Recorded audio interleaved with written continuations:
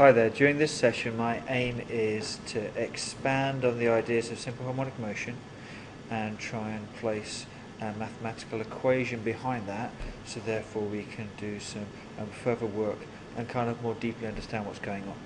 So to start off with, I just want to reintroduce simple harmonic motion. Simple harmonic motion is a simple oscillation. In this case we have a ball going backwards and forwards. Now I'm setting up this situation to say that as the ball goes backwards and forwards, as it moves to the left, the velocity is going to be negative, and at the left hand edge and at the right hand edge we have my ball changing direction, so the velocity is going to be 0, and as we move to the right my velocity is going to be greater than 0. And this process repeats again and again and again. Now I can plot this quite easily against time with displacement, and what we can see is we can see an up and down motion, a sinusoidal motion, which can obviously be described as very similar to what you might have seen in trigonometric functions. So that means that we can describe this by using a similar trigonometric function. Here we have XO, which describes the maximum amplitude, and we've got the angular frequency and the time. And if I use those details, I can always work out where my particle is at a certain moment in time. So starting off with that formula, that's my starting point. Now I've already started to mention velocity, so let's think about that straight away. So now we're looking at my duck, moving backwards and forwards, backwards and forwards. Let's consider where does the magnitude of the velocity have its maximum value? So where is the greatest velocity? Now, hopefully you picked out this is the middle point here. At point A and point E, the duck is changing direction, so its velocity would be instantaneously 0. So the maximum would be at C, and as I said, its value is going to be 0 at either A and E. Now let's think about not just the velocity, but let's think about the acceleration. Same duck. Now what we need to do is think about where does the magnitude of the acceleration have a maximum value? Well, the point where there's the most dramatic change in motion is obviously at the end points here, so at point A and E. Of course, the point where it's passing through, where the acceleration is 0, so the velocity is constant, would be at point C. Now, these points, and hopefully you recognise they're at opposite extremes. So let's work through from our original formula.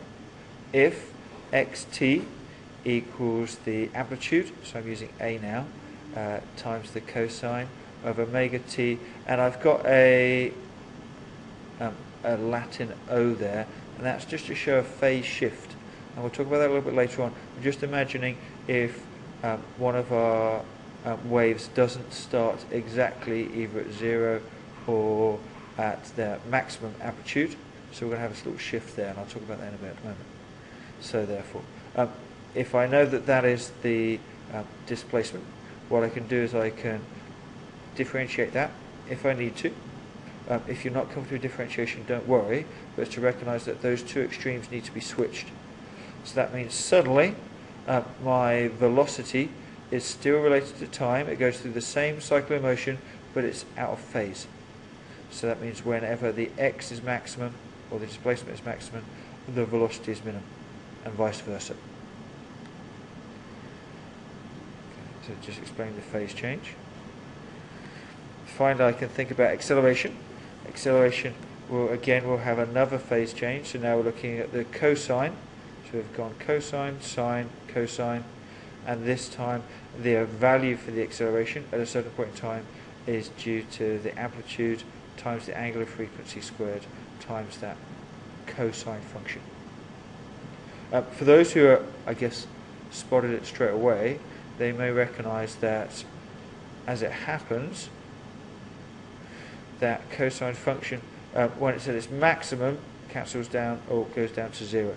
So that means that the acceleration, or the maximum acceleration, is going to be related to minus omega squared times x times the displacement, whatever that displacement is.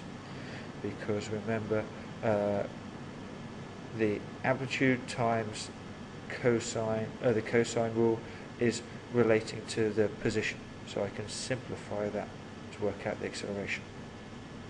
All these formulas kind of fit together in a really nice way. Before I talk about that, I'm just going to mention about the phase. So here I've got an oscillating ball. And it creates a graph a little bit like this. Now, this is a graph which thankfully has the starting point fits very nicely with the cosine curve. So therefore, there's no shift at all. But just to think about the phase, if I moved this graph to the left or to the right, I'll be changing the phase slightly, and I can interpret that a little bit. So just work out what the phase is. So when x is a and the velocity is 0, so I'm looking for this point or this point here.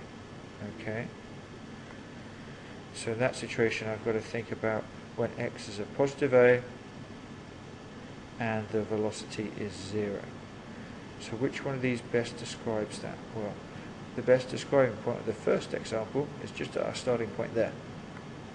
So that means that the phase is 0 pi rad, okay? Which just means that the shift from the origin is 0.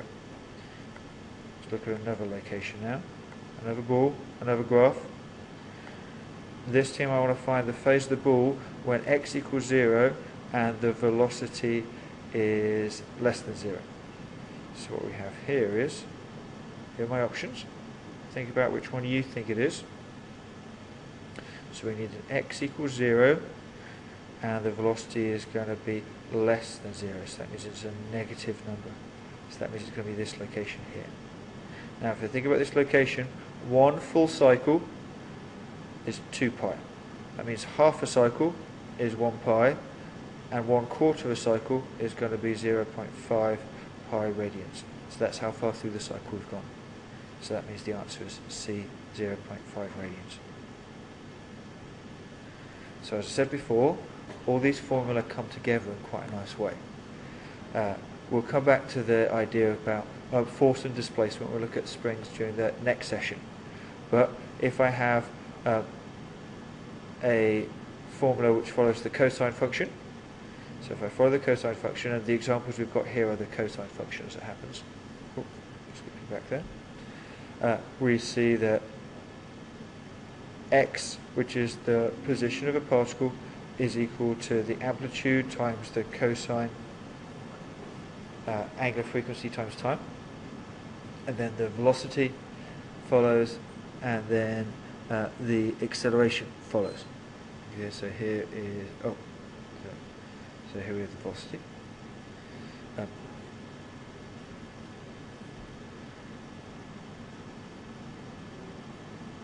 Then we have the sine rule. So x equals sine, follow, follow, follow. All these things, as I said, the acceleration always simplifies. Doesn't matter if we're following a sine rule or a cosine rule.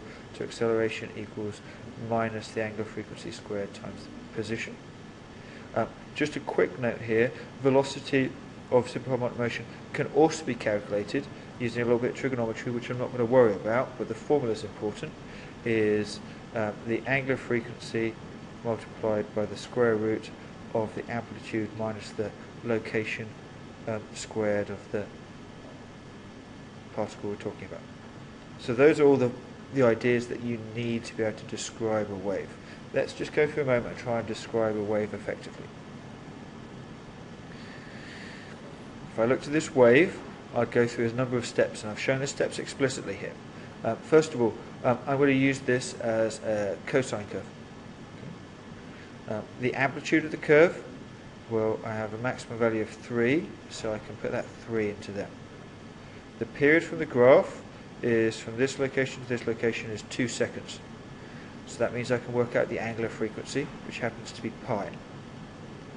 Now the phase shift. I am 1/8 of a full wave away from that maximum value for amplitude being at the origin. So I've got to shift that slightly. So my phase shift is going to be by pi divided by 4 radians. I'm going to put a negative value in that because it lies in front of the peak. So this formula here, or this graph here, is described by this formula as shown. And from here, I could then go on to work out the velocity calculations, and I could work out the acceleration calculations. So all these things come together.